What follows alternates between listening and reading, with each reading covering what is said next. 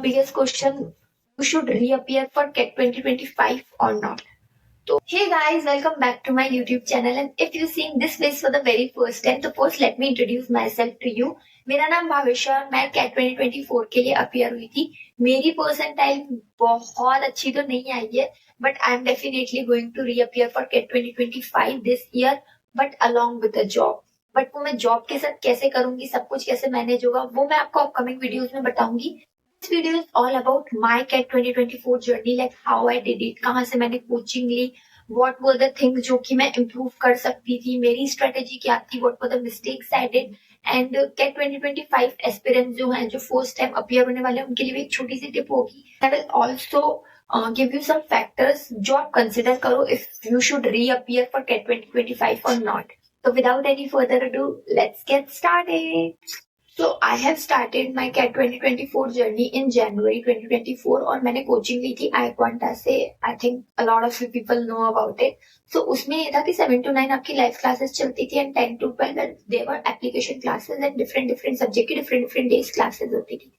तो जब मैंने 1-1.5 हफ्ता क्लासेस में अपने आप को इन्वेस्ट किया तो मुझे ये पर्सनली समझ आया खुद के लिए कि क्वांट्स वाज समथिंग जो कि मेरा वीक एरिया था और इफ मैं उस पर अगर फोकस नहीं करूंगी तो that can give me a hard time. तो मेरे साथ वही था कि बस मेरे को क्वांट्स पे ज्यादा फोकस करना है और एलआर वाज समथिंग कि मैं मेरे कॉन्सेप्ट धीरे धीरे बिल्ड होने लगे बिकॉज एलआर का कोई प्री डिफाइंड सिलेबस नहीं होता है. उसमें आपको जितने ज्यादा पजल सॉल्व कर सकते हो, जितना ज्यादा केस लिस्ट सॉल्व कर सकते हो, जितने ज्यादा सेट बेसिकली आप सॉल्व करोगे you will be good at it. And VRC is all about reading. आपको रीडिंग हैबिट डेवलप करनी पड़ती है कि आप जितना ज्यादा पढ़ोगे, जितना ज्यादा फेमिलियर होगे डिफरेंट टाइप के चीजें पढ़ने से, be psychology, history, science, anything, history whatever, तो आपको धीरे धीरे जैसे जैसे पढ़ने की हैबिट बढ़ेगी वैसे वैसे आपकी चीजें होती रहेंगी. तो मैं रेगुलरली करती थी. लाइक क्वांट्स का ऐसा एक भी दिन नहीं होता था कि मैं क्वांट्स छोड़ दूं, बट 1 घंटा तो 1 घंटा I use to do it. But VRC LR होता रहता था. कभी मैं वीआरसी में ज्यादा टाइम दे देती थी, कभी एलआर में ज्यादा टाइम दे देती थी. मेरा यही सब चलता रहता था. Then the mistakes I did. Firstly I show you the score card कि मेरा स्कोर कार्ड क्या रहा. तो फर्स्ट मिस्टेक वाज दैट कि मैंने क्वांट्स पे बहुत ज्यादा ध्यान दिया. लाइक मैं सिर्फ क्वांट्स कर रही थी. एंड के डेज में आई वाज पैनिकिंग कि भाई क्वांट्स में नंबर नहीं आ रहे. एंड आई स्टार्टेड गिविंग मॉक्स तो मेरे था क्वांट्स में नंबर नहीं आ रहे. वीआरसी एंड एलआरडीआई में तो फ्लक्चुएट हो रहे थे, बट क्वांट्स में मेरे मार्क्स बढ़ ही नहीं रहे थे. इट वाज लाइक या तो बिल्कुल अटक ही गए थे, बढ़ते थे तो 1-2 नंबर बढ़ते कम होते, ऐसा हो रहा था. लाइक कोई मेजर चेंजेस नहीं आ रहे थे after doing a lot of questions even. तो मेरे साथ ये चीज हुई कि मैं क्वांट्स के क्वेश्चंस तो करे जा रही थी बट मैं रिवाइज नहीं कर रही थी प्रॉपरली. लाइक जैसे for an example number system खत्म हुआ तो मैंने नंबर सिस्टम बिल्कुल छोड़ दिया. मैं अर्थमेटिक को पूरा लेके बैठ गया. मैं सिर्फ अर्थमेटिक सॉल्व किए जा रही हूँ. अर्थमेटिक खत्म होने के बाद एल्जेब्रा. तो नंबर सिस्टम और अर्थमेटिक में रिवाइज नहीं कर रही हूँ and I am doing algebra. मई में एल्जेब्रा स्टार्ट हुई थी and I took a break. उस टाइम पे मेरी हेल्थ इश्यूज की वजह से तो मैंने एल्जेब्रा छोड़ दिया था. फिर ज्योमेट्री तब तक स्टार्ट हो गया तो मैं एल्जेब्रा ज्योमेट्री दोनों साथ साथ करी थी. तो ना मुझे एल्जेब्रा अच्छे से आ रहा था, ना मुझे ज्योमेट्री अच्छे से आ रहा था. तो इट वाज लाइक कि मैंने बहुत ज्यादा ऑन द प्लेट था मेरे पास में. लाइक कि एल्जेब्रा भी करनी है, ज्योमेट्री भी करनी है, फिर नंबर सिस्टम रिवाइज भी करना है, अर्थमेटिक भी करना है, फिर मॉडर्न मैथ भी. I was doing everything all together. And at the and I was like कि मैं सिर्फ एल्जेब्रा और अर्थमेटिक की जा रही हूँ बिकॉज आई वाज लाइक कि इनमें से क्वेश्चंस आएंगे and I will do it. मैंने इतनी सारी मैराथन्स की, एवरीथिंग. बट मेरे कोर पे मैंने ध्यान नहीं दिया कि लाइक मेरे को बेसिक नहीं आ रहे हैं और मैं एडवांस लेवल करना चाह रही हूँ and while doing the advance obviously नहीं आ रहा. तो मेरा बहुत ही कॉन्फिडेंस डाउन चला गया था. सेकेंड थिंग, मॉक्स नहीं दी मैंने. आई डिड गिव मॉक्स बट मैंने बहुत लेट स्टार्ट किया. मैंने सोचा कि मैंने अगस्त से स्टार्ट किया था. लाइक 15-16 अगस्त से मैंने स्टार्ट किया था.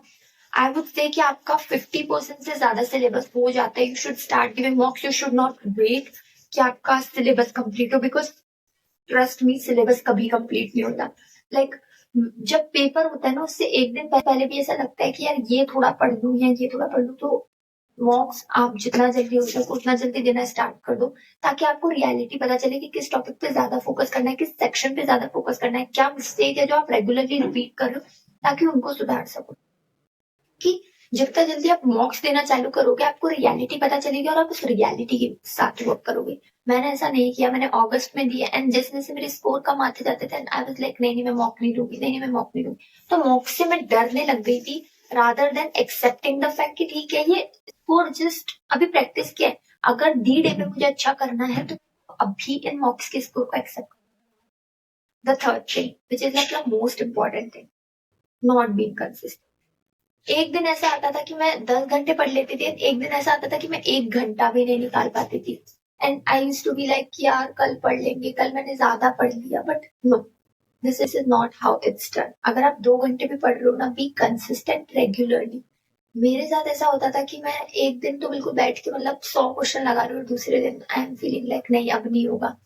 तो कंसिस्टेंसी इज वेरी इंपॉर्टेंट, जो कि मेरी लैग हुई थी। मैंने लिटरली एक एक डेढ़ डेढ़ महीने के भी गैप लिए है बीच में, तो उस वजह से मेरे कंसेप्ट भी काफी इधर उधर हो जाते थे।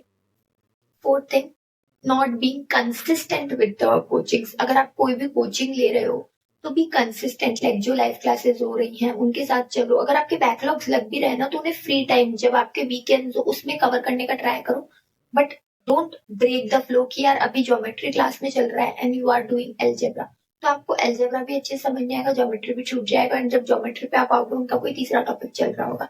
So be consistent. आपको कोचिंग में जैसे कराया जा रहा है, you should do that. So the challenges I faced while preparing. First of all, my health issues. Like 2024 was like totally against my health. काफी सारी चीजें हेल्थ वाइज चलती रही और उस वजह से काफी लॉन्ग ब्रेक्स मेरे आते गए। एंड ऑब्वियसली क्वांट्स तो मेरा सबसे बड़ा चैलेंज था ही, बिकॉज क्वेश्चन ही आते तो समझ नहीं आते थे, ऐसा लगता था कि ये क्या ऊपर से जा रहा है। और एज आई सेड मॉक्स नहीं दिए मैंने टाइम पे, मेरे काफी कम मॉक्स हुए थे एंड एट द एंड मैंने आई थिंक 20-23 मॉक्स आई थिंक मैंने दिए थे एंड सेक्शनल दिए थे मैंने 15 to 16 सेक्शनल एंड 23 मॉक्स मैंने। So the suggestion which I want to give the people who are going to give CAT 2025 for the very first time, like CAT for the very first time. So first of all, start early. This is the best time you can start. Whenever you are watching this video, this is the right time to start. Don't wait कि अगले month से कर लेंगे या कभी कर लेंगे। See, मैंने भी ये सोचा था कि अरे अभी तो जनवरी, अभी तो बहुत टाइम है, बट यूं टाइम निकल जाता है, अभी नहीं चलता, बिकॉज कोर्स काफी है। बट जब आप उससे कंप्लीट करोगे आपको रिवीजन में, देन मॉक्स में, फिर आपके डाउट्स होंगे, वो सब चीजें आपको, कुछ चैप्टर्स ऐसे होंगे जो आपको वापस पूरे स्टार्ट टू एंड वापस करने पड़ेंगे। Quants is all about practice and revision, तो आपको वो रिवाइज करते रहना पड़ेगा। तो इसलिए आप जितना जल्दी स्टार्ट करोगे, आपका सिलेबस जितना जल्दी कंप्लीट होगा, उसके हिसाब से आप प्रैक्टिस ज्यादा कर सकोगे। Other than that, start solving past year papers जितना जल्दी हो सके, स्पेशली एलआरडीआई के लिए बेस्ट मटेरियल आपके पास्ट ईयर पेपर्स ही है। मॉक्स वगैरह धीरे धीरे कोचिंग इंस्टीट्यूट लॉन्च करेंगे, बट तब तक के लिए आपके पास कोई बुक हो नहीं हो, बट पीवाईक्यूज आप कर लो। लाइक 2017 से लेकर 24 तक के पीवाईक्यूज आपको मिल जाएंगे, उससे पहले के भी काफी वेबसाइट्स पे अवेलेबल है, बट 2017 से 24 तक के एलआरडीआई तो स्टार्ट कर दो सॉल्व करना, एंड क्वांट्स एंड वीआरसी आप धीरे धीरे ग्रेजुअली बिल्ड कर सकते हो। Other than that, stay consistent. जितना भी आप जितनी देर भी पढ़ रहे हो, बस कंसिस्टेंसी के साथ पढ़ो। जितना जल्दी हो सके मॉक देना स्टार्ट करो। लाइक आपका 50% सिलेबस हो गया, जस्ट ओके, स्टार्ट करो मॉक देना, सेक्शनल्स देना, टॉपिक टेस्ट देना, सो दैट आपका कॉन्फिडेंस बिल्ड हो पर्टिकुलर टॉपिक में या पर्टिकुलर सब्जेक्ट में। तो उससे क्या होगा, जब कॉन्फिडेंस बिल्ड होता है तो आप जब मॉक देते हो ना, तो यू आर लाइक कि हाँ मेरे इतने मार्क्स आ रहे हैं, तो यू कैन कंपेयर कि कितना मैंने कर लिया। लाइक टॉपिक टेस्ट जब मैं दे रहा हूँ, सेक्शन टेस्ट में दे रहा हूँ एंड मॉक में, तो वो क्या डिफरेंस है वो आपको जल्दी पता चलेगा। You will be familiar with that timer. जब वो टाइमर आता है तो आप पैनिक कर जाते हो। जो क्वेश्चन आप 3 मिनट में करते हो, लेकिन वो टाइमर के साथ you take like 5 minutes and उसके बाद आपको लगता है अरे बहुत ज्यादा टाइम लग गया। तो वो टाइमर के साथ फेमिलियर होना बहुत ज्यादा जरूरी है, क्योंकि बहुत सारे बच्चों के साथ यही होता है एट द एंड। तो कैट 2024 में मेरे साथ हुआ, काफी सारे लोगों के साथ यही हुआ कि टाइम कम था क्वांट्स में, questions were easy but time कम था। बट हुआ ये था, गलत क्वेश्चंस पिक कर लिए थे या पैनिक कर गए कि अरे इतना इजी क्वेश्चन था ये कैसे आ गया, और फिर वो भी नहीं हो पाता तो और पैनिक। तो ये सब सिचुएशन से बचने के लिए यही एक रास्ता है कि स्टार्ट अर्ली, जितना अर्ली हो सके उतना अर्ली। वीआरसी के लिए the only tip I wanted to give, start reading newspaper, start reading articles, different different चीजें। जितना ज्यादा आप रीड करोगे उतना ज्यादा आप कंफर्टेबल होगे, और जितना ज्यादा आप कंफर्टेबल होगे डिफरेंट टॉपिक के साथ, आपको वहां प्रॉब्लम्स कम आएगी। And for quants I would say arithmetic से स्टार्ट करो। एंड अगर आप अभी स्टार्ट कर रहे हो तो number system will be best, because number system आपके अर्थमेटिक, एल्जेब्रा, ज्योमेट्री हर जगह काम आएगा, मॉडर्न मैथ्स में भी काम आएगा। वंस अगर आप अभी से स्टार्ट करो, do start with number system. Number system से ज्यादा क्वेश्चन नहीं आते, बट नंबर सिस्टम की जो टॉपिक्स हैं, जो चीजें हैं, जो ट्रिक्स है, वो आपके अर्थमेटिक, एल्जेब्रा सब्जेक्ट काम आती है। The biggest question, you should reappear for CAT 2025 or not.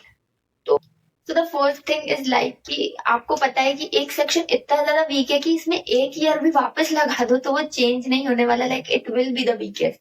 तो I don't think you should reappear if you have some good percentile, like 75 above 80 तक आपकी परसेंटाइल है, तो you should go for the college. But if you still have that um कि मेरे को IIM ही चाहिए या टॉप 20 स्कूल ही चाहिए, तो start focusing on that one particular subject. In my case, it will be quants. So I'm going to start focusing on that. Start mocks early, everything जो कि मैंने पहले बताया वो सब करो and hopefully वो आपका convert हो जाए.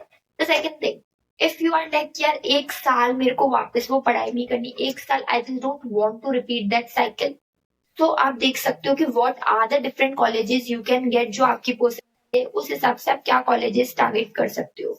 अदर देन दैट आपका गैप ईयर बहुत ज्यादा है या गैप ईयर हो जाएगा इसलिए you don't want to reappear, so मेरा भी गैप ईयर होगा, so I am preparing along with a job. So you can do one thing, आप कोई जॉब ले सकते हो। If you don't want to do a job, like आपको ऐसा लगता है कि नहीं मेरे को टाइम नहीं मिल पाएगा पढ़ने के लिए, तो you can add on some skill, कोई कोर्सेज, एनीथिंग जिससे आप उस गैप ईयर को जस्टिफाई कर सको कि this is what I did alongside my preparation. You can do some internship, some project which is basically आपकी प्रोफाइल को अच्छा करने के लिए एंड आप उससे चीज को जस्टिफाई कर सको।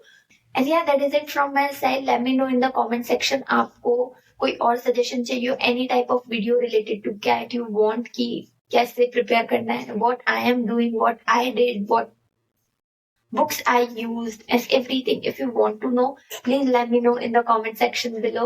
And if you like this video, please hit the thumbs up. Please comment karna and share this with someone who are going to reappear for CAT 2025 or giving CAT 2025. Till then, bye.